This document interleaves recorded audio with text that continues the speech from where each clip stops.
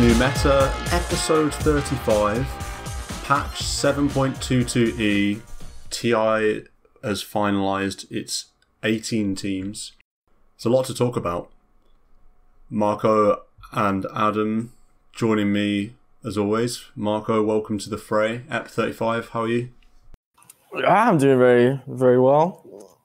Pretty tired, but doing well. Battling on, yeah. I feel you about the tiredness as well. I'm in the same boat. Monday feels bad. Always to bed late on Sunday and then suffer Monday. Yeah. That's the lifestyle that We'll we've never chosen. learn 20 years later. D-Gen. How have your games been, Marco? We played today. Yeah, games few and far between, but finally got some in today. Pretty solid mix of two. The first was pretty good fun. Got the luxury, Adam, of playing a roll one pit lord. So I went for the Nice. Midas, Echo Saber. Did I get Rady? I think Rady, BKB Yeah. Moonshard. I even forgot that pit lord has a 70 attack speed talent, I think. I know, right? I was like, well, bloody hell, didn't even know I was going to get this. Get that, get the Moonshard, and you just go in monster ham with all that atrophy damage. So that was pretty good fun, and we had a successful game, ended winning. How much damage did you have at the end? Let me have a check. Can I see this on DotA buff? Yes, I think you should be able to see it on DotA buff. It's a buff like Legion damage. Someone's going to have to go in the game. perma damage. Oh, I see. I'm pretty sure it was over 100, because it was, I remember it being 70, which is like a relic prop, I think. Pretty nice. So yeah, game one, pretty fun. Game two, not as successful, Harder but nice to play some games. Yeah. Second game was one of those where they had a timber that we could have definitely overcome, but we didn't quite play well enough. Do you know what I mean? Yeah. They had a timber that was uncountered and then it got massive. And then it's not that it's impossible to win, but it's like you can't make mistakes. They just have more room for error than we did, and we just weren't able to not fight into the timber sometimes when really we needed to like be smart about our movements and stuff. Yeah, it's one of those where the execution criteria is pretty hard. And the discipline aspect, like you say, you can't make any mistakes, you can't get picked off. You really need to be on the ball to like take. It happened once when we took this really great fight where Timber was elsewhere and we were able to just focus 5v4. But otherwise, it was a rough game. I think it was Tiny Pudge Chaos Knight we opened with, and then they just picked Timber. So it was always going to be kind of rough. Yeah. Yeah. It was quite fun though. I felt like we could have definitely played it better. It was one of those, it's almost like a scenario. I mean, I'm back in the Age of Empires days, used to be able to load up scenarios, and some of them would be, you could jump straight to a like really tough losing position in a custom map and like play out the game from there. It felt a bit like that. One of those games, it's like, this Timber's had a completely free lane for 10 minutes, and then it's almost like a challenge to overcome that. So it was quite fun, I suppose. Dota 2 had scenarios. Really? What? Yeah. TI3. In what was that? Like bot scenarios or something? Like Compendium, and you would load up heroes that already be picked, and you would like redo the match. And it would be like from like qualifier games or something. And there'd be a new one every week. And they only did that like one TI season. That's pretty interesting. It wasn't very good. But How have your games been, Adam? Been going all right? I didn't play this weekend. I visited home, but I think they were doing pretty well. Yeah, I got back on the right track. They're like halfway to Divine 5, but now they've massacred my voice, so I don't know what I'm going to do. At the end of this video, or at the end of this podcast, rather, you'll know where to go. We'll break down the meta, the 7.22e. We'll see where the MMR's hiding behind which face. I'll say my games were going excellently until I tempted the age-old curse of playing on a recording day, which is something that, despite being stung by this all-powerful curse, I still continue to hurt myself by loading up solo ranks before we record. And so I I lost 2 games today, so 0-2 playing solo. Since I've been grinding the solo again the last few days. But before that, I was 9 wins in a row, so that was pretty cool. Yeah, I was 9 wins in a row, and I was 13-1 in my last 14 solos, so I was absolutely flying. That's a hard lesson to learn, huh? To not play on recording day. Yeah. Yeah, I know. It's one of those where it's almost, I mean, I'm not the superstitious kind, but the evidence is stacking up, put it that way. Soon, I feel like I'm just not going to be able to bring myself to do it. Just mentally, It'll be like a placebo, and I'll just tilt off a loss easily on a recording day. So we'll have to see how that one plays out. Actually, it doesn't happen that often at my MMR where you play against the same opponent twice, but I actually played against the same Queen of Pain mid in both games and kind of got wrecked in both games. Not wrecked, but like outplayed in both games. So that kind of sucked. But fair play to the Queen of Pain. Who did you play both games? Did you play the same hero? No, I played Lena in the first game, which was pretty rough. Lena against Quop's a bit like, it's just annoying because you've got to just ferry loads of regen and you can't really win the lane as Lena, which you usually want to win the lane as Lena. I feel like Lena would have an edge against Quop for certain because of the attack range she has. For Quop to land a Q, she has to move real far forward, and I think you can just out trade. You're meant to play the matchup by when Quop comes to dagger you, you just stun, and then stun just like Q, right click. Yeah, because pretty much. Yeah, the cast range on Quop's Q it's like 450. Or it scales up, right? It's like small, then gets bigger. Lena's attack range 625 or something. I don't think Quop should ever harass favorably. Yeah, it's like an even lane though. I think. At least the way this Quop was good though. That's what I'm saying. Like I got outplayed. Yeah. So and then in the second game I was Viper, which was like fine because the Quop was then in the position where Quop had to buy loads of regen, but I died to Quop, I think like once, and then once to a rotation as well, and that sucked because even with a hero like Viper that's really good against Quop or like pretty good against Quop, if you're not like literally full health in the lane, you're always going to put yourself in danger of dying.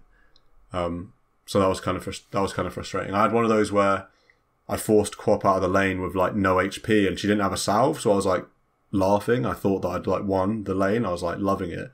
So then I'm like stepping far forward, kind of to nether toxin down the wave, but she basically, when she blinked away, the courier like delivered a salve to her like out of vision, and then so she just came back and like killed me because she was full health and I didn't think she had any regen left, and that was kind of annoying. But preemptive regen. Anyway, OP. Yeah, no, I'm a big fan of preemptive regen as well. You've got to be. It's too strong. But yeah, what is this? What is this I see before your Viper and Lean? I see a Brood Mother game. What is that? That was yesterday when my internet was playing up, so I was like, I got to play an unranked game because my internet's so bad.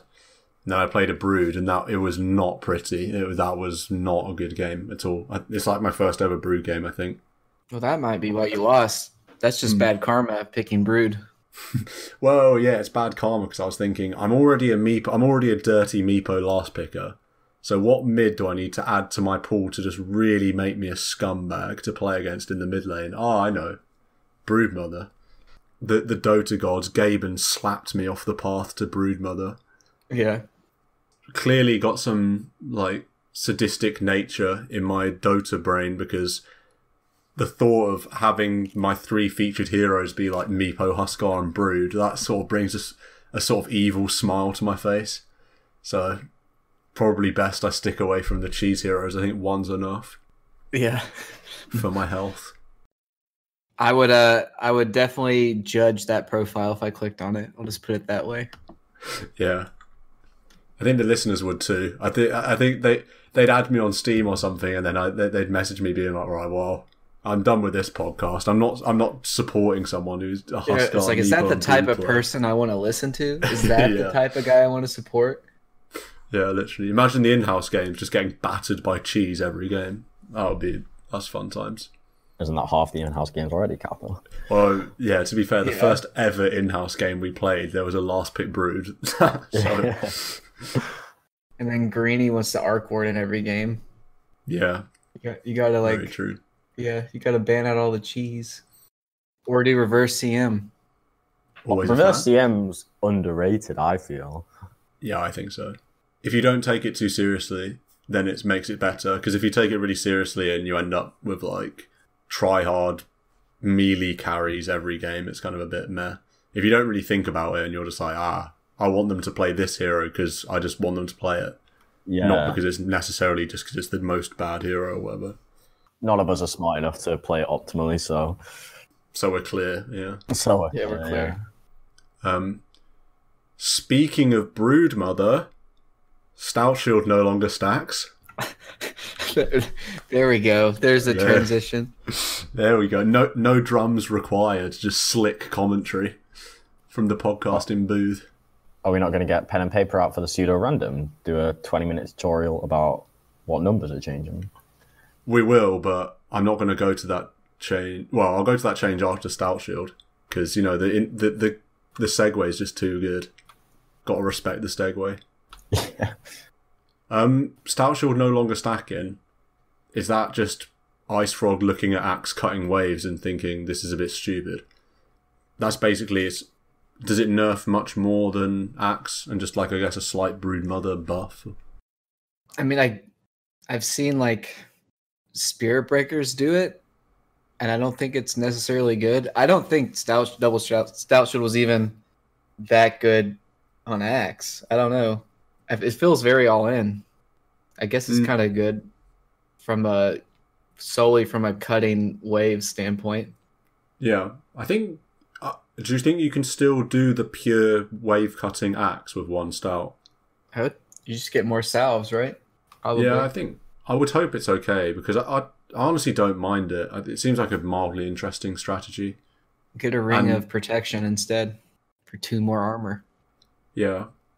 And it seems like it's only been around for less than a month, this double Stout Shield Axe. I'm sure by the time TI rolls around, people would know how to crush it, surely. I don't think it would just be this super abusable off-lane technique. But you never know, because the off-lane pulling the first wave, that did last for quite a long time. So Yeah. I guess they just want to stamp out the weird non-laning off-laners or whatever. Between Stout Shield and the Darkseer stuff, what we'll get to, it does Yeah. seem like he doesn't want heroes to be in the lanes they're not supposed to be at that point in the game. Yeah. No, I think so as well. Did you see that clip of Snake King and Moo? Yeah, that was so cool. The fake TP. The fake Oh, that was TP, the sick. salve up, and then the call onto a full wave. And it's like, damn. I Yeah. only watched it once, but why did the Timber walk back into the Axe? I think he might have been tilted. Yeah. I don't just know, a because then moment- he tried to moment of TP out, madness. and he got his TP canceled by the call, and then he died. Yeah. I think Timber TPing... Should not die to Axe. Yeah.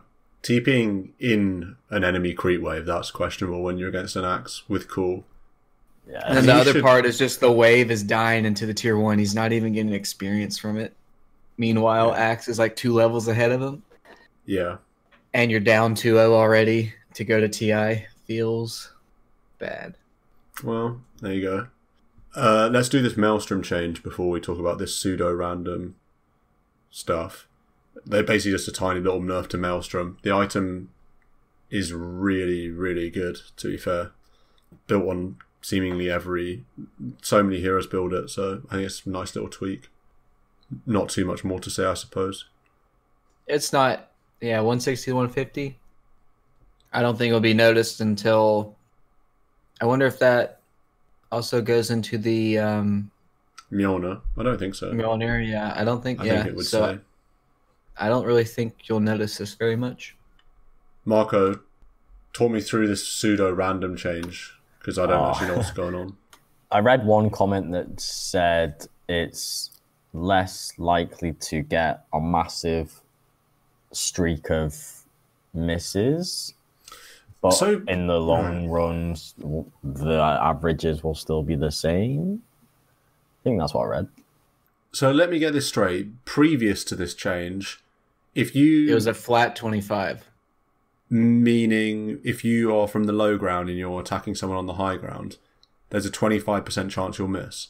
Yeah, and it was And- flat, so you could just roll the 25% over and over and over again, and it wouldn't. They'd be independent of one another. So that's where you would get these wild videos of people missing like 6 times uphill in a row Yeah. against a range creep or something, or like on wards before they made those 100% accurate. Oh, I see. So when it's pseudo random rather than previously when it was just random. Right. So now it's okay. I think it is what Marco said. It gets rid of like the extremes. Yeah, the freak scenarios aren't going to happen Yeah. as much. Okay. What you mentioned about the cliff ward dewarding is a serious shout out to supports back in the day. How they used to be able to miss uphill when they would deward a ward spot. Did you play with that, Stan? Yeah. I remember them changing it. So you know. Okay, so it's relatively recent then, like within the last 2.5 years or something. Because that honestly is one of the saddest things to think about. I used to think about CM just trying to last hit a ward on the high ground, miss one right click, miss two right clicks even, and you're attacking as slow as a snail, and then you just die because of it. Honestly, that is just so bad. So yeah, clap frog for that. Yeah. In terms of heroes, what are we feeling? Are we going to go normal top to bottom, seeing as we did the bottom to top last time, or? Yeah, let's go top to bottom, and it's like I think we can hit them all too because they're just super. It's super quick. I think they only dumpstered like 2 heroes in here. So Dumpstered's a big word to use for an E patch as well, though. yeah, just I think actually they only dumpstered 1. We'll see. Abaddon, Curse of Avernus, initial debuff increase from 4 to 5, so it just gives you an extra second to proc the 4th hit. Right? I think that's the change. Doesn't really matter. I don't think this spell isn't a spell unless you're Kuroki doing a 5-man mid tower level 1 play like they did in that tournament. That was sick, by the way. Is that not the duration of the Actual thing? silence / increased attack speed? Oh, I see. So it's that way around. Instead of it being like Monkey King stacks or something. But why does it say initial debuff then? I don't know. Why would it not just say debuff? I thought I saw Bulldog try it out in the lobby, and I thought it was the silence duration. Because isn't that a debuff? Like the Curse of Avernus debuff? Yeah. I don't know, man. They're both Either way, debuffs. it's negligible. Either way, it doesn't matter, yeah. I mean, if it's the actual silence / increased attack speed, it's better than it just being the, tag timing, because it is a non-trivial siege ability on towers. Yeah. Do we think what's the state of Abaddon 5 at the moment? It's still playable, isn't it? I can't remember whether I've seen it much in the qualifiers. I feel like I haven't seen it. I don't think I've seen this hero for months now. Yeah, it's not as popular. The range, I think, was the big thing on the Mist Coil. Right. Yeah, it just did take a lot from nerfs, to be fair. Yeah. Ancient Apparitions a tiny bit slower, and his level 25 talent's now a little bit smaller on the AoE cold feet. That's annoying. I like AA as a hero, really like it as a hero. I don't see why you have to touch him up with some... I know these are seriously, trivial changes, but come on, no need to nerf him up a little bit. He's pretty slow. I'm a big fan. 285 is slow. 285 fucking slow, man. Yeah. He's ice. He should be slow. Oh, okay. Law. It's true, though. You've got to respect the law. Yeah. Respect the law. For pressing ceremonial reasons. Beastmaster boar talent's a little bit reduced. At 15, his 40 boar damage is now 35. I would defy anyone that says they have a comment to make on that change. That's 10 less damage if you have 2 boars. Oh, wow, what a comment. I stand corrected. I stand corrected. Quick maths. Yeah. Bloodseeker, Bloodright cooldown, now is just a straight 12. It doesn't scale down from 18. That's a big buff. Yeah, it's quite nice. Third quicker. That's pretty good. Level 1. How do you build Bloodseeker? What's the normal skill build? I actually have no idea. You get 1 or 2 in the queue, and Yeah. then you max thirst. Yeah, Right. I think you might only need 1 level Q to have it always up now. I know in the past you needed 2 It's levels. it's always it is 100% uptime at level 1, but Okay. just you get a slightly better return rate, I think, Yeah. and then slightly lower cooldown, which is not necessary for the lane. So I don't know. I feel like you get away. If I was to play it, I would only get 1 point because I feel like you could not need it in most lanes to be any higher. Depends on how harassed you are, I guess. Yeah, I think you can't max blood right because you don't have the mana sustain. Yeah. Unless it's not. you were doing some like mid bottle rules build weird thing. And then at thirst, so I think it is just his strongest spell, enables him the most, even in the early game. So Yeah, I agree. I don't think you want to max blood right. And you don't even get... It doesn't even scale as well as it used to now because it's just 12 at all levels now. So more reason to just get a value point if you're going to level it early at all. yeah, its value point 125 damage at level 1 is still pretty good for a level 1 spell. Then you put Blood Rage with it. So and, yeah, I think it's just a really good value point in the early game. So you just leave it there. Bounty Hunter, base damage increased by 3. That's pretty nice. Don't take a 3 damage.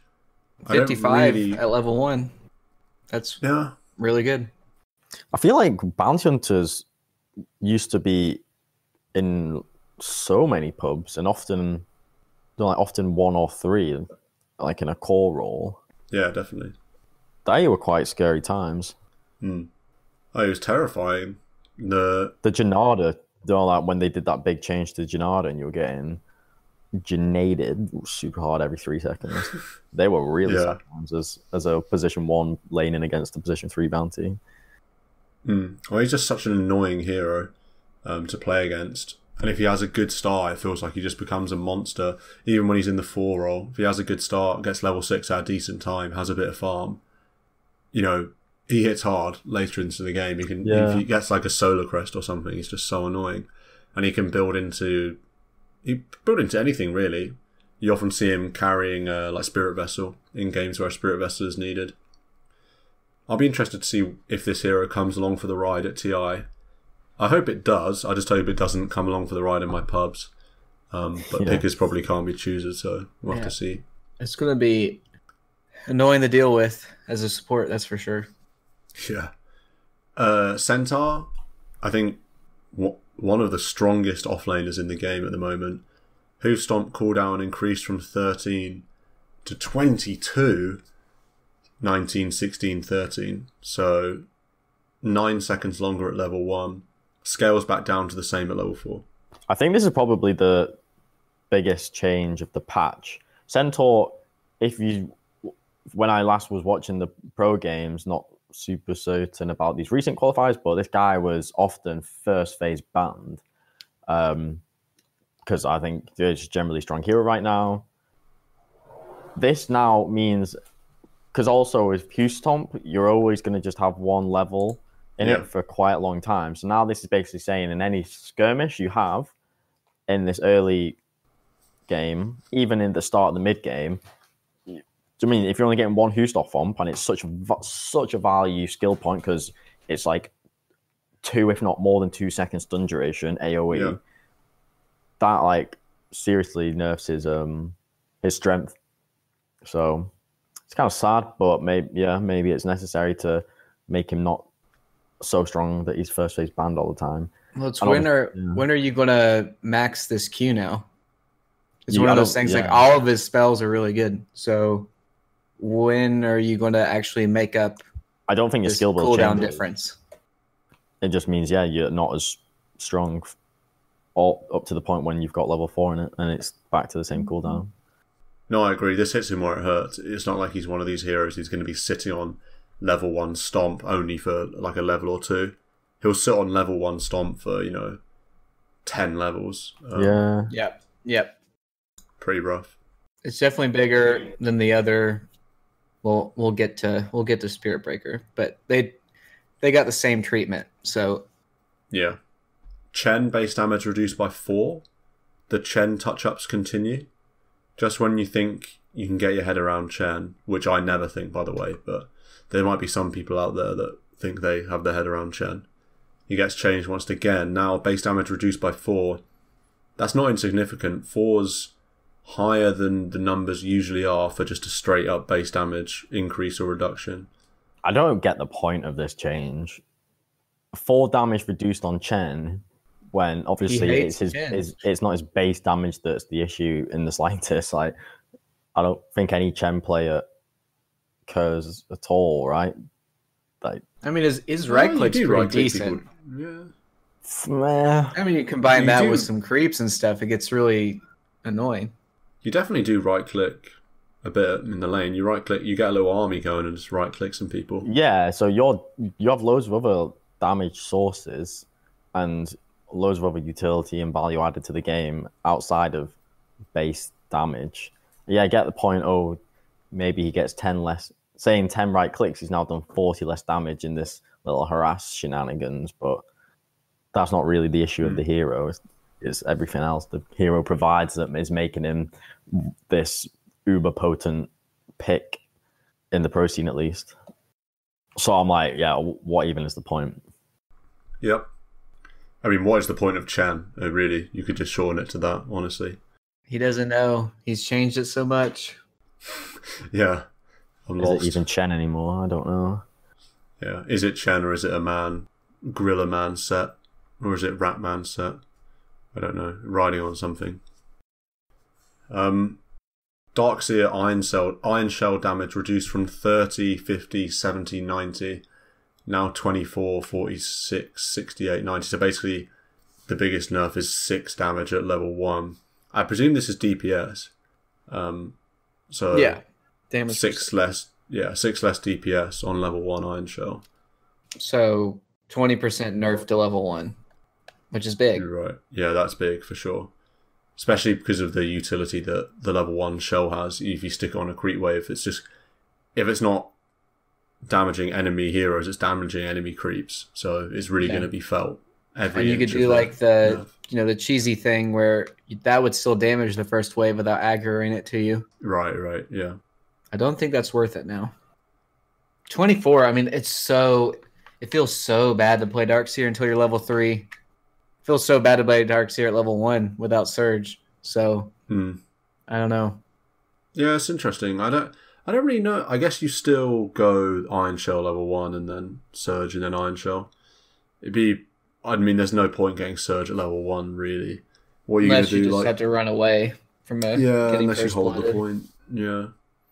I saw a post on Reddit showing that Darkseer had been nerfed about 5 times in a row or something. Be interesting if he survives into TI. Vacuum's a cool spell, so I kind of hope that he does. We'll have to see about that one. He gets so many sick plays for how boring his kit is. He gets these huge spikes of cool parts, and then it's and I go back to casting Iron Shell on the creeps. Yeah. Or I take this jungle camp, I karate chop every 2 seconds. And then all of a sudden it's oh my god, this vacuum into a Sven stun into macro pyre, they're all dead. Or a huge wall, or oh my god, he surged the team out, AoE surge. Or you Cliff a couple of heroes with Vacuum or some cool stuff. Yeah. Vacuum is so good though. It is so good. Yeah, the synergy value is just through the roof. Death Prophet, Exorcism scepter damage from 2 times to 1.75 times. Seems right. Yeah, seems fine. Just touching up the scepter, it is definitely one of the strongest scepters in the game. And Death Prophet's annoying, man. I can't really be bothered with Death Prophet, so I'm not going to complain about a little tweak to the scepter. Drow Ranger, level 15 talent change from... So the gust distance knockback thing at level 15 is no longer a thing, and now it's a 30% gust miss chance. The other choice being plus 14 agility. You just take Agi, right? I don't know. I Or- think 30 miss chance can be kind of cool against It certain is lineups. cool, yeah. Winter Like Weapons imagine just- they have like a PA, or the people pick heroes that like jump on you, and then you just like gust them back. I always felt bad getting the gust knocked back before because you push them so far out of your attack range Yeah, that you like make them escape. yeah, you couldn't do anything. But this is kind of cool because you still push back, but then they might not be able to hit you. So seems kind of cool against like heavy physical lineups. And then I do like the buff to the Agi at level 15. That's like a flat 2 armor now, and that's a nice amount of damage and stuff. Because she's Yeah. not as good as she used to be, so I think she is okay to be buffed. I agree for sure. And I got gifted a Drow Ranger set today, so I don't mind Drow Ranger getting some buffs. There you go. I feel like the Drow Ranger death patch is long enough in the memory that Ice Frog can sneak in some buffs without people losing their minds too much. I feel like this change is a big one though. Sleight of Fist can no longer be used while rooted. That's pretty rough, that's really in my big. opinion. Why was it even allowed to be that in the first place? Because was it just considered like an auto attack? And since you can auto attack in root, it was definitely overlooked, I think. yeah, because it is a movement ability. It is a movement ability, yeah. Yeah. You can't say you get rooted by CM. You can't then Sleight of Fist and then Remnant away during Sleight of Fist duration. I don't think surely you can't do that. Because surely you're still can't- rooted or something. Yeah, you can't rim that wall, but now you can't do either. Yeah. That's good. It's always satisfying seeing an Ember get beaten up because he can't get out. Enigma, Midnight Pulse damage reduced. Tiny numbers, percentages that are just no longer have 0.25s in them and now have nice whole numbers. I don't think we need to think about that one too much. Grimstroke base damage reduced by 2, and Soulbind no longer reduces movement speed by 10. So they already reduced the amount of movement speed reduction there was on Soulbind, and now it's just straight up gone. Yeah, it used to be 30% slow Yeah. at max, and now it's 0 at all levels. Well, that's fine because Soulbind is still a super strong spell. Yeah, I mean, it sucks because with the Spirit Breaker nerf, it's like, oh, I guess I'll play Grimstroke. So, yeah, I still think this hero is one of the strongest, if not the strongest supports, especially for pubs. Very high impact support. Yeah, for sure. You were just saying today, Mark, about how there's a Grimstroke in every game. Yeah, Got him I really twice. feel like there is. Recency bias, whatever, but when I try and use brain power to think about my previous games, like a couple of weeks ago, I'm sure this guy never disappears. So, happy to see him go away. Get some new heroes in the fray. I don't want him to have a 90 GPM talent. I want that to go, personally.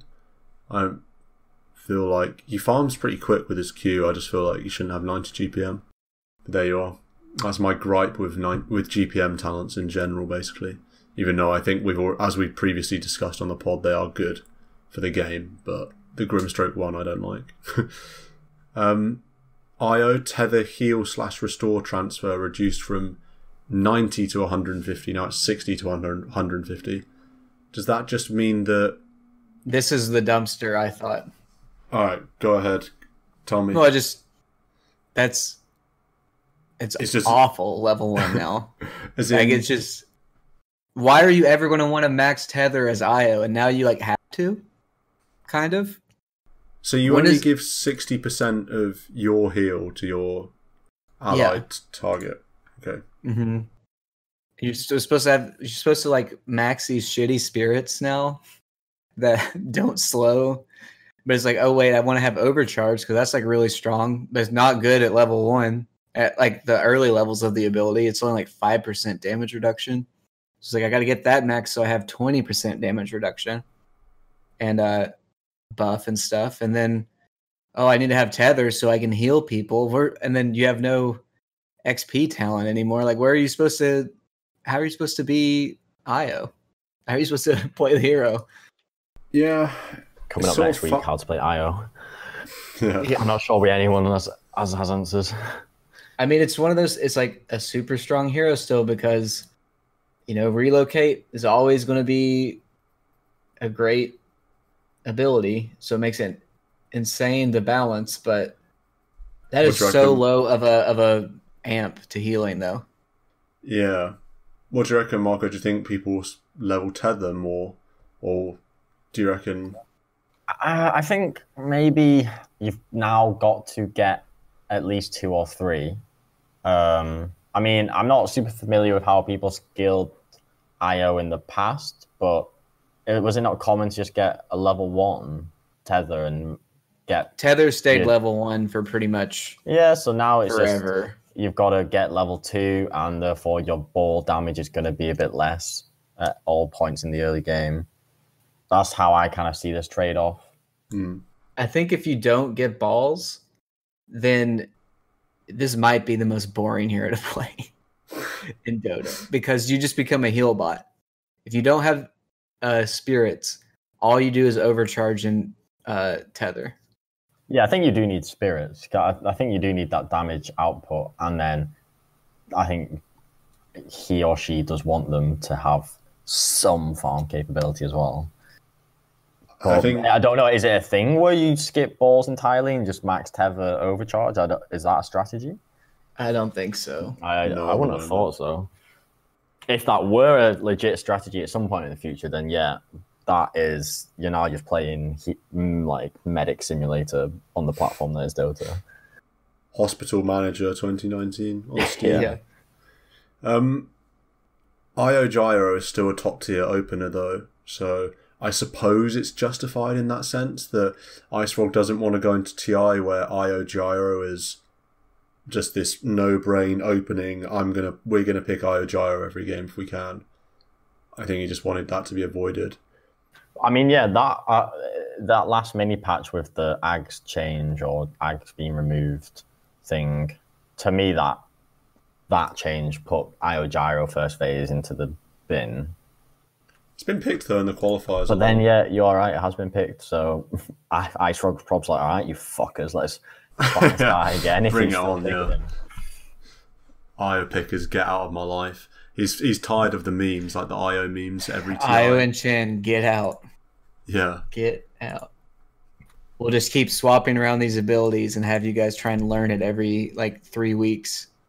It's also weird because I really do feel like you only see IO with a gyro and you only see gyro with an IO. So it's almost like you nerf the combo. I don't even think the heroes by themselves are just really bad, I think. In pubs, it's a little bit different because I actually prefer IO with other heroes other than gyro in pubs because I think just gyro is just like a trash hero in pubs. And IO as well is just a trash hero in pubs, really. So it's better to play it with like some CK or some anything like IO Luna is another good one for pubs. But in the pro scene, you only ever see it paired with gyro. So it's almost like a unique balancing conundrum where you're effectively, you balance one and you're just balancing the combo. You're not even really balancing the hero because the hero never sees any play by itself. So it's in a funny, IO's definitely in a funny position at the moment in that he's only really got one partner, I think, from what I've seen. I'll have to see how it plays out. In pubs, what I despise seeing is an IO Legion lane where you just cannot stand up to the pressure and it feels bad and you get really slapped. Yeah. And it feels bad. Yeah, that's a lot of Legion. Because, yeah, Legion's just like, I'm going to slap you, going to get my passive proc of heal. I've got IO healing in the background. They're both super speedy because Legion's speedy. Overwhelming Odds makes a speedier. God damn it.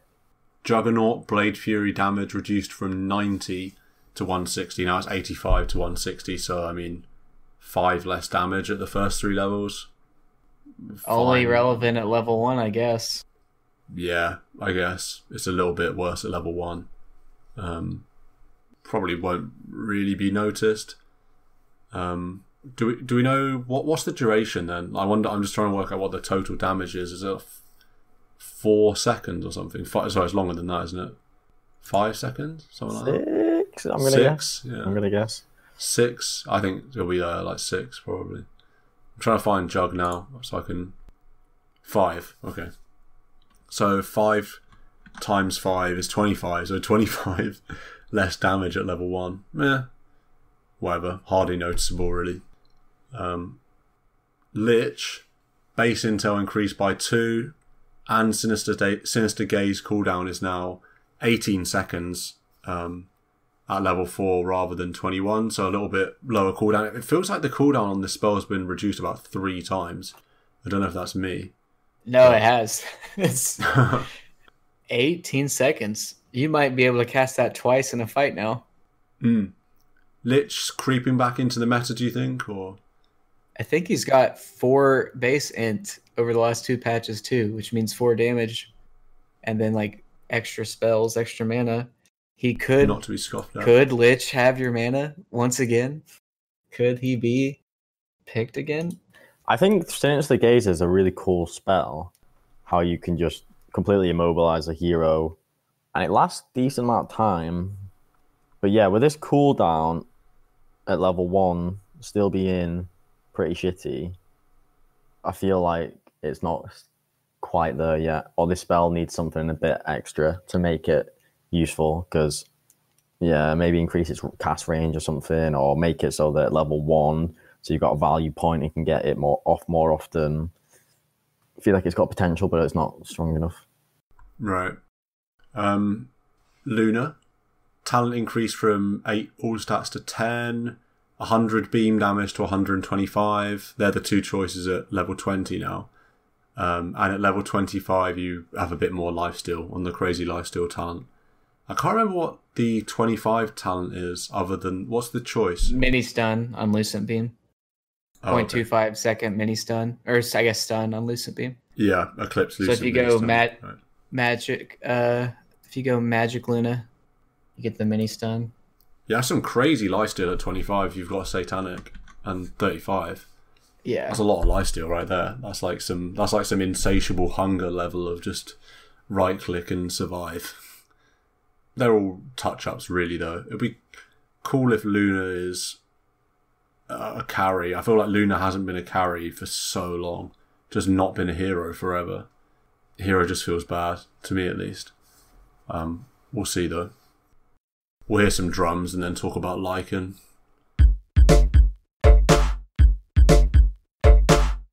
Wolfman, base intelligence increased by 2, base strength increased by 1. Shapeshift critical strike chance is now pseudo random. Level 15 talent increase from 10 feral HP regen to 13. Level 20 talent increase from 16 feral impulse damage to 18. So 18%, that is. Lycan, his win rate wasn't high enough in pubs. Pseudo random, so like now you won't get crazy peaks and valleys from either side now. I guess it's just a nice little buff. Yeah. I'm looking up the talents right now. So I think you always would take the 12% cooldown at 15 instead of the HP regen, because you already get like 7. Do you really need 20? I don't think you do. No. And cooldown reduction means, like more shapeshifts, more howls, more wolves, like more necrobook stuff. So I think you always get that. Yeah, I agree. You always get that. 18% feral impulse damage is against shapeshift duration plus 8 seconds. So I don't know. It would go up to 66% bonus damage with feral impulse, or you would have a 26-second shapeshift instead of 18. I feel like you still stick with the shapeshift. It's just to make it. I guess he's buffing both of them to make them a little closer of a choice, but I think you still go with shapeshift duration. Yeah, I think you still go with the talents that you had used to go to. But yeah, 1 strength is nice, 1 extra damage is nice, 2 int is really nice because you can basically only cast wolves twice in a lane, so that's pretty cool. Why cast wolves when you can buy Aghanims and spawn them automatically? Yikes! Kappa. underrated agonyms. Whose is the worst ags? Terrorblade or Lycan? Oh, Those are probably the two worst. Thingy Bob Suns fan did a ranking of every agonyms. Lycan's was the worst, I think. Was it? Was it? Mm-hmm. I know TB was low as well. The thing I love about TBs is that the Ag's effect is literally on like 100 and whatever it is, 150 second cooldown. And oftentimes it's just not even going to do anything in those situations. Oftentimes it could help the enemy push them, make them run away from you. Can't catch them. Fuck. Potem, Marco's ears perked up there. That's for some Mirana changes. Base intelligence increased by 3. Sacred Arrow cooldown from 17 now down to... it's from 17 at all levels. Now it's 18, 17, 16, 15. And Sacred Arrow base damage increased from 50 to 320. Now it's 80 to 320. So 30 damage more at level 1. That's the base damage. I think Mirana's coming back. I mean, Intel is not as good as Agi for the hero, but it's nice. I think Mirana's in a place where you might see some mid Mirana flying about at TI. Well, I like Mirana. She's one of my favorites, so... I like Potem. I mean, it's like... I really like all these base int. You just get to cast more spells. You get to cast more arrows. That's really cool. Well, what MMR do you benefit from the fact you can cast more intel? Is it 7 or 8k MMR? Well, it's all levels, sir, but people don't cast spells until if you take your word, they actually just never cast spells, even in Immortal. So I guess it really isn't a buff if no one's going to actually cash in on the int. It's an illusion, Adam. AD, a reference, Arrested Development reference. Come on. No one's following. No. Well, I mean, I watched Arrested Development, but even I'm lost. Maybe it's too late for me. What? I didn't even... It's an illusion, Michael. You don't know that one. I don't think so. No. We're just gonna cut that out. Just give is it a series 3 reference or something? No, it's sorry. Is it every season, every episode? Job saying to Michael, "It's an illusion." Michael. Nah, mate, you're watching something else. Nah, that's not a thing, mate. Sorry. Oh, the polls are coming out for this. There's no way you can't not know that. Anyway, sorry. Another nice thing is that the arrow got buffed at level 1, and you always keep it at level 1. Yeah, it's the last thing you max. So, well, do you max arrow over leap? No. Why would you do that? I thought you just said it's the last thing you max. Yeah. So it stays at level 1 the longest. So it's been buffed at level 1. It makes it a better value point. If it's the last thing you max, you're implying you max leap over arrow. Yes, I agree. So I just said. I don't think you said that. I just said I asked you, do you max arrow over leap, or do you max leap over arrow? I max leap over arrow. Really? 100% of the time. Really? Unless, I guess, if you're playing for Mirana, but if you're playing for Mirana, you should be shot on sight. Oh God! Texas man, you know. Unless you have a spin stun or something to set that up, get that out. But even as a mid Potem, you're saying you max leap over arrow. Oh, if you're mid Potem, you definitely max leap over arrow. If you're off lane or a roamer, you can max arrow before leap. But even then, I feel like most of the time you'd leave arrow till last. But if you're mid, I feel like you have to get the leap. Really?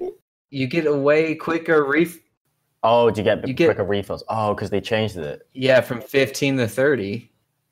Or, I mean, from 45 to 30 second. Recharge, replenish time, and you get more attack speed and more movement speed. Yeah, but do you have to skill up leap to get a shorter cooldown or replenish Yes. time? It goes from 45 to 35 seconds each level. Okay. So that... Okay. Fair enough. Morphling. Fair enough. Base armor reduced by 1. Morph Scepter no longer reduces cooldowns by 35%. Morph Scepter now allows ally targeting Level 20 talent change from morph target allies to 15% cooldown reduction. Oh, I don't want a morph with cooldown reduction, not gonna lie. That doesn't sound very fun to me. But then when I could get some crazy synergies with the targeting allies. That means four less heroes, you can get some crazy good spell to use with. Like just any stun or lockdown disable. Yeah. But the I don't think it's that scary, the 15% cooldown reduction. Yeah, some people have been sort of, I don't know if it's kind of baity, but I've seen some people discussing that it's like they've buffed Morphling with these changes. I guess that's people that just are buying into this cooldown reduction a lot, because that seems like the only real buff change. Is the Scepter, I guess the Scepter is situationally still good. The thing with Morphling is you do get those crazy games where he has crazy farm. Even without the 35% cooldown reduction, just targeting an ally, I guess. And you get mana reduction as well or something like that still. Yeah, so I need to look up and see what it does outside of... Where do you find this? Ag Scepter.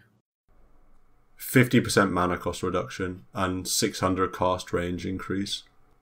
Yeah, see, that's still pretty good. Yeah, and you can target allies now.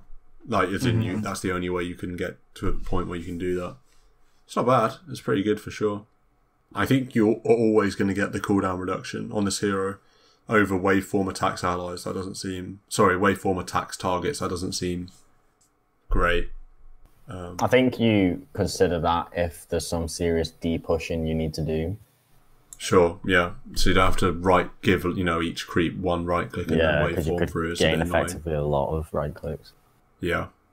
No, that's true. Something to consider always. Necro, Heartstopper Aura max health lost per second increased by 0.1 at all levels. Clown the alarm. Yeah. Watch out. Yeah. Watch out. Marco, I got gifted a bird necro set today. Yeah, I think I saw that. So the one where we've got an emote of that face, the really funny face, yeah. Isn't it really rare? Is it rare or is it? It's rare. It's not really rare. It's rare. Okay, so it is rare though. So more than common, whatever. Yeah. Pretty good little present. I know, I got a major shout out to Loot Monkey literally unloading sets on me today. Unbelievable. Literally about 12 sets gifted. I think, yeah, honestly. He gifted me one that was like £8. Can't remember which one it was, but got some cool stuff flying about basically. So that's cool. Anyway, who cares about Necros? Hero's pretty dead. No, I think Necro's good. Yeah, I actually think he's underrated as well, to be fair. He's not... I wouldn't say he's good, but... I think his Reapers is always good, so... He's a pub hero as well. Yeah, he's a pub hero. You can still be very hard to kill, that's for sure. What build do you think you go on? And is it just the same, I guess? Just like Atos Greaves kind of stuff? Maybe you go Veil to try and make Heartstopper a thing. I don't know. Yeah, you do have 3 magic damage spells now, so Veil, I guess, makes sense. Yeah. And HP, regen, and armor, and strength, and intel are all nice on the hero, so I could definitely see Veil being... If you go Veil Rady, that could be cool. Rady's magic burn, right? So... Yeah, that's true. That could be something. Yeah, we'll see whether this hero pops up at TI and in the next sort of month. I'd quite like to get him back in my solos, because he's always a hero that's done well for me. Ogre Magi, intelligence gain increased a little bit. Agi gain increased a little bit, and a Bloodlust attack speed buff in the level 20 talent, which I guess is quite nice. I don't know what his other 20 talent is, but seeing how Ogre is likely to be played by the time you're level 20, I think just getting a better Bloodlust on your hard carry can't be too bad. I don't know what the other choice is at level 20, but I'd probably think getting the Bloodlust talent would be not a bad idea. 60 is huge to a late game carry. Yeah. Yeah. Or since they're buffing Agi, I think he wants to carry Ogre. I think that's what he wants. Yeah, that would be fun. I would be so down for some carry Ogre. Yeah. or maybe 3 ogre, and you just get a Midas, and then you know, 3x Midas. I remember seeing a lot of 3 ogre when that Midas multicast business came out, and I remember what happened in like nearly every game. There'd be this really scary force of, God, I can't kill this guy for like all game. Man, this guy's getting mad farm. The graphs at the end of the game, this guy's got sick net worth. But then you get to this mid to late mid game point, start etching into that like 35 minute point, and he's kind of quickly became not a threat in this 3 role because all he had was a multicast, and if he didn't hit multicast, it's like the hero doesn't do anything. I always felt like he dropped off real hard. So, but then he can late game anybody. He can combo any carry pretty much. Someone gets a BKB, I feel like once their BKBs are down. I don't think we need to worry about the state of carry ogre too much. We'll report back. Yeah, we'll report back. Carry ogre on carry ogre. There. What was that? Omni Knight? As I said, Omni Knight, on the other hand, is a hero we do have to worry about because one of the top tier supports. Guardian Angel duration reduced at level 1 and 2. It's a second shorter at level 1 and half a second shorter at level 2. And Heavenly Grace cooldown increased from 17 to 14. Now it's 26 to 14. So 6 seconds shorter at level 1. Ooh, 9 seconds. 9 seconds shorter. Longer cooldown. Yeah. That's big. Quite big, yeah. Yeah. Again, it's big. That point of, are you getting 1 Heavily Grace off or 2? Are you getting 2 or 3 off? Like, is pretty big. Yeah. It hurts the laning, obviously, of the hero. Especially, I feel like makes it a little bit easier to punish the Omni Knight in the early levels. It's not really a good laner early, I don't think. I don't know what your opinion is of that, but I don't think Omni's that good early levels. And he can kind of get away with it by just gracing himself and getting CS to not get denied, basically. And then carry him to a bit higher levels where he can be a bit more annoying to deal with. But now 9 seconds longer cooldown. It's a lot harder for him to just survive those early levels if you have a strong dual lane against him. Oracle, movement speed, 5 less. Minor. Yeah. OD, Sanity's Eclipse mana drain reduced from 40% to 30%, and 15 talent change from 25 movement speed to 350 mana. I don't think you need mana at 15 anymore. Now that they've changed the way the passive works, it's a little bit like how it used to be. You don't need to cast it to get some of your mana back. I feel like that's alleviated.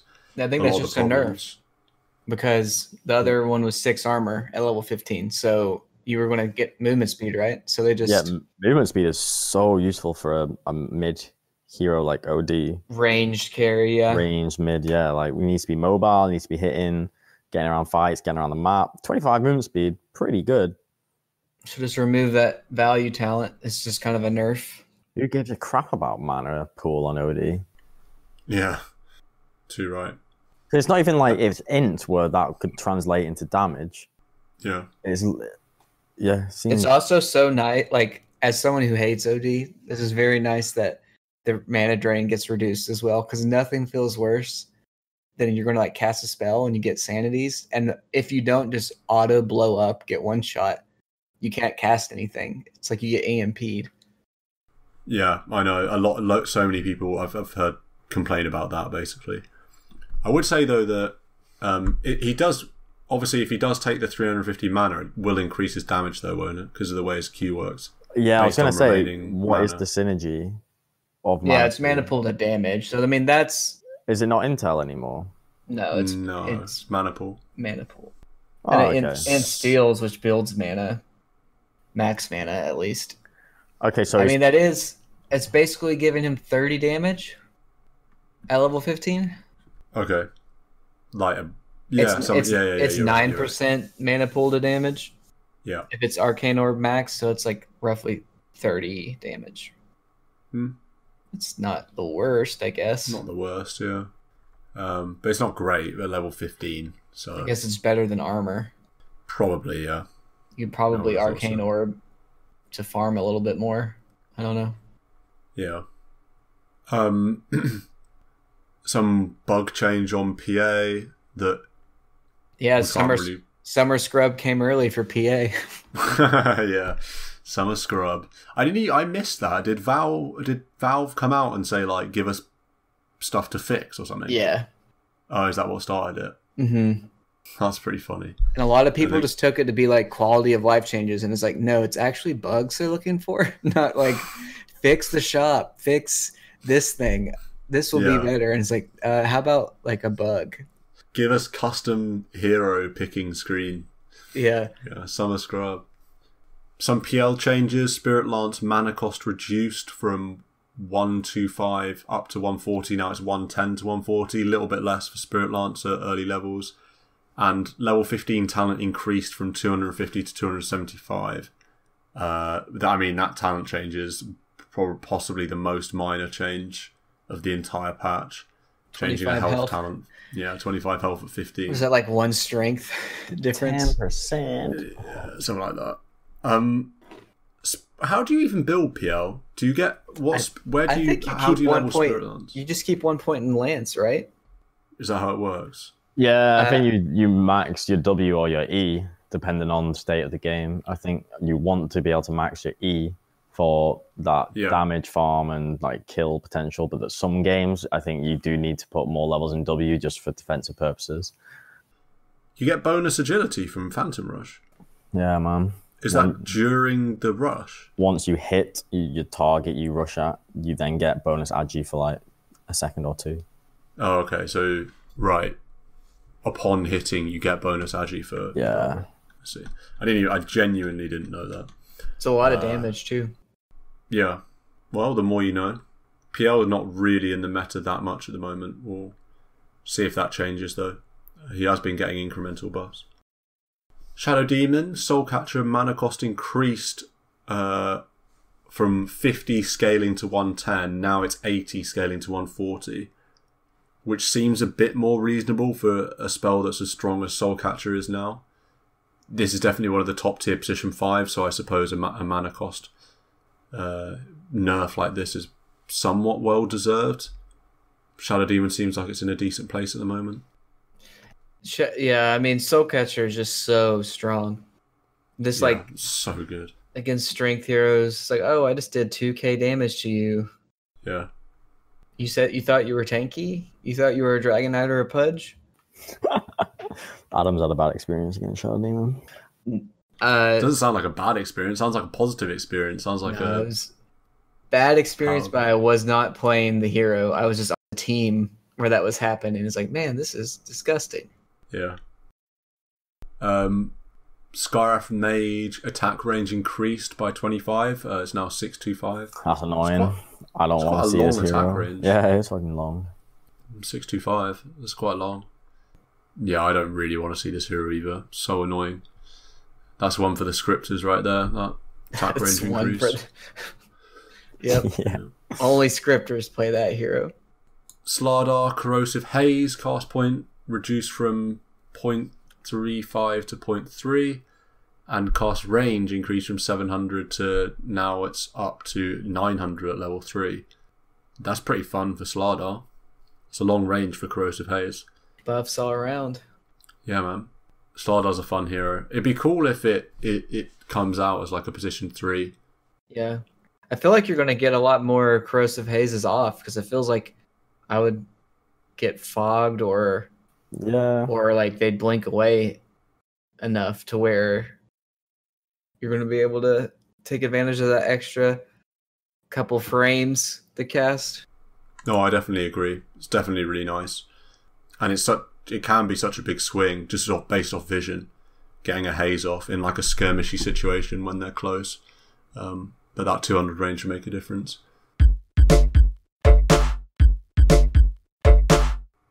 Spirit Breaker, Charge of Darkness, cooldown increased from 11, now it's 17 at level 1, up to 11, so that's a pretty hefty one. Yep. Adam, you're in recovery mode. I think I'm still going to do it. I'm going to keep trying it, but I was already kind of maxing. I would like, mix around my skill points, but Right. I kind of liked charge max anyways because you went faster, and then you do Right. get longer guaranteed stun off of the impact. So now I think you have to max charge. Yeah, I think so. I would have thought so. It's just based off percentages. 11 to 17 that's like 50% increase or something. Yeah, That's pretty nasty. because it happens a lot where you charge and you hit someone and you keep clicking them, and then 11 seconds passes and you get that secondary charge, which lets you get the kill Yeah. before they get to the tower. Or maybe you charge into the tier 1 as they're running away, and that's the last bit you get. You tank it because you have a bunch of health and armor and you walk away. But 17 seconds, it's a big ask, I feel like, for the second charge on somebody, unless they're just way out of position. Yeah, I think the hero is still pretty good though. You just, like you say, you just have to max the charge now instead. We'll see. We'll get Adam will report back the next step in the intro section. He'll say how your game's been, and you'll say they've been 6 seconds worse at level 1, and you can tell us how it's been going. Sven base strength reduced by 1 and God strength cooldown increased from 100 to 110. That's nasty for Sven. That extra 10 second on God strength cooldown. That's a lot more downtime by the end of a game. I honestly think God strength cooldown's underratedly important. You can't play without God strength basically as a Sven, and 10 seconds is a long time. Really, in my opinion, for such an important spell. It's like increasing Metamorphosis cooldown by 15. It's going to be felt quite a lot. So I wouldn't ignore that change on God Strength. I agree. I still think Sven will probably be a top tier pick. I mean, he's Although like I honestly don't know. Hyper farmer that has a stun that's really strong. Yeah. Yeah, and especially while Grimstroke's good. Yeah. And those combos flying about. Can't really go too wrong. Marco, you played an Underlord game today. I'm sure you were really looking out for that Pit of Malice mana cost reduction. Now it's 80 to 140 rather than 100 to 145. And the cooldowns the cooldown's been reduced. Oh no, they're both buffs, sorry. Yeah, mana cost. Two little buffs. Yeah, two little Nice. buffs to Pit of Malice. I mean, solid value point now. Yeah, even better value point now. I also felt like running this position 1 build with no mana regen until the Echo Saber came online, where you get Sobian, Robe of Magi. Mana regen was a bit shit. So happy to see this being less mana intensive. Cooldown, ooh, that's great. Not gonna lie, I only ever used it once when the fights happened, so no real value added there. What boots did you go in the game we played? Phase. Yeah, so the normal Underlords, you sort of live and die by that arcane boots timing. It's so important. Yeah. So yeah, it's definitely a hero that is very mana hungry, because the Q's on such a low cooldown, you just want to be using it all the time. Farm a wave, farm a camp, farm another camp, farm a wave. If you can get those arcane boots super quick, even then you're still mana hungry really. But obviously arcane boots helps a lot. Yeah, it helps. It will increase your pool of mana so much as well. Well, a good amount. Vengeful Spirit base intel increased by 2. Great. More spells. Back-to-back int buffs for her. Yeah, I was going to say, I'm sure that's deja vu. I'm sure I read this change off the last patch. So many waves of terror. Use more spells, win more games. The Marco motto, Mark II. Sounds about right. Yeah. Viper base damage increased by 2. Level 10 talent increase from 20 attack speed, now it's 25. And 15 talent was 100 attack range, now it's 125. Cool. I mean, I think at level 10 you still get the spell lifesteal. And I think 15 you get skin stats, if I'm remembering correctly. Yeah, corrosive skin stats. 2 base damage, so that's always nice for a mid laner. Viper's a hero that he's not the lane dominator that he used to be. You do have to battle for that CS more. You can't just bully the enemy out of lane. And he's a hero with low base damage. It's often can be quite difficult for him to CS against some of these other mid laners in the first 2 levels, particularly, I'd say.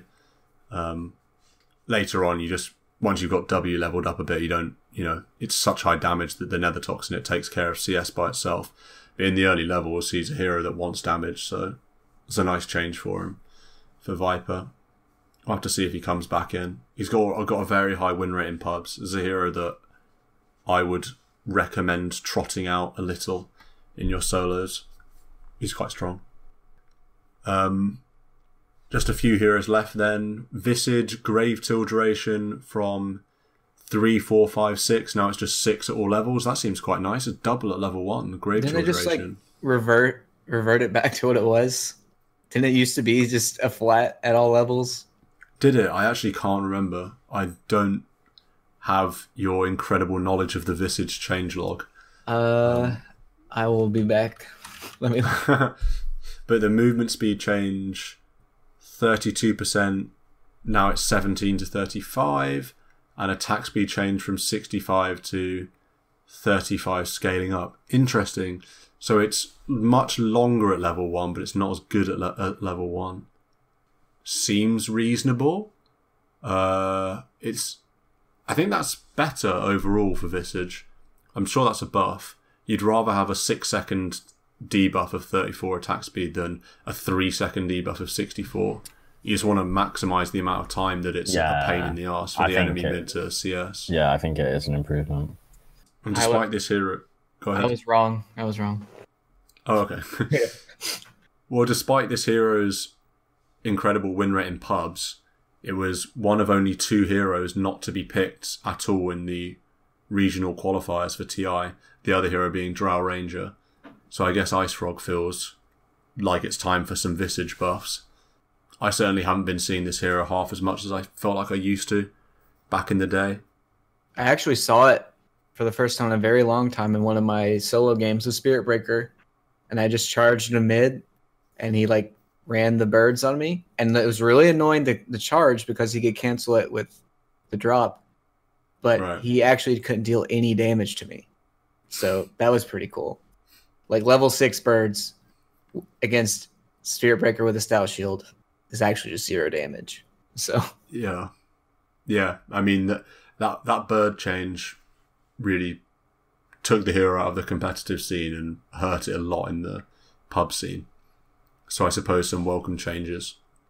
It will be a pain in the butt ski to CS against this hero in early levels now, I suppose, is the main takeaway from that. Yeah.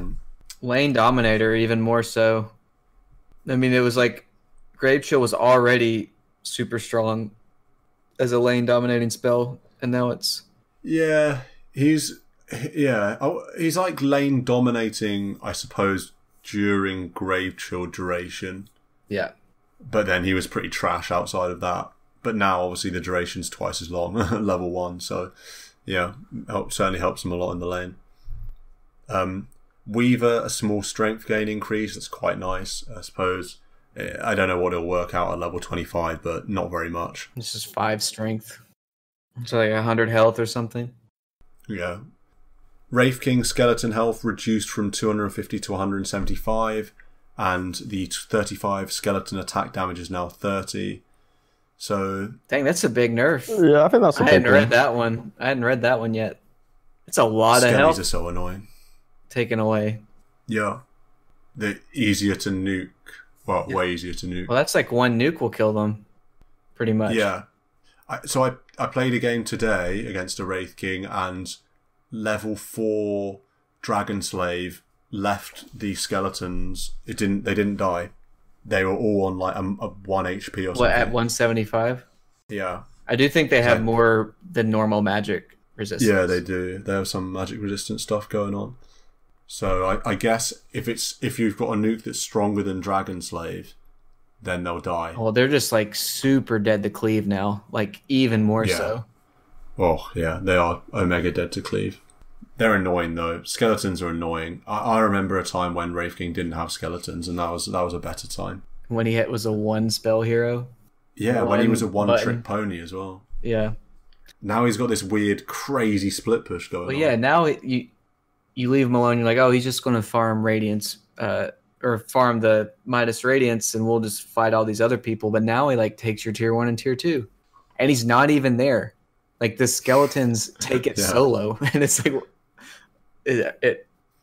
it's tough because you can't go as a support like TP and pull them off the tower. Like they don't de-aggro the tower, and your nukes don't do enough to kill them, and you're just bopping one skeleton at a time, and then they come back. So it's hard, for sure. Yeah, it's definitely added a crazy new element to the hero's kit, these skeletons. I guess it's good for the game, but it's annoying for me to play against. Final hero of the patch, Zeus. Thunder God's Wrath, damage increased from 225 up to 425. It's basically just 25 more at each level. And the mana cost has been increased though, just 25 more at level 1 and 2. I didn't realize that his spell to end damage was like the same. Like the like the amount of damage it does is the same as the mana cost. Yeah. Yeah, it is now. Yeah. That is interesting. It seems like a nothing change, really. Zeus is a pretty average mid, I suppose. Well, pretty averagely bad mid. I guess it's a lot better. I feel like 250, like 25 extra damage at level 6 is really good.